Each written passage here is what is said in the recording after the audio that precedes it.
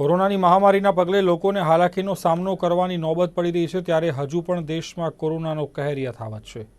જ્યાં સુધી ઇલાજ માટે વેક્સિન ન આવે ત્યાં સુધી લોકોને તકેદારી રાખવાની જરૂર છે।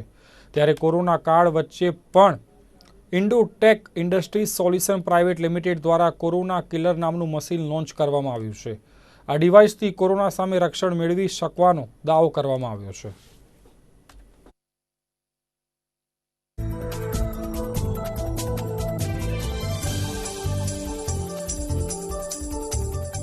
ये कोरोना किलर नामक का डिवाइस यहाँ पर हम इंट्रोड्यूस कर रहे हैं। ये डिवाइस जो है वो जहाँ पर रखा जाता है वहाँ के एम्बिएंट एयर को लेके उसको आयंस में कन्वर्ट करता है, आयनाइजेशन की टेक्नोलॉजी यूज़ करके। और ये आयंस हवा के साथ जहाँ जहाँ जाते हैं वहाँ के fungus, bacteria, virus including corona virus उनको डिसइंटीग्रेट करता है और उस एरिया को, सरफेस को एंड एयर को डिसइंफेक्ट करता है।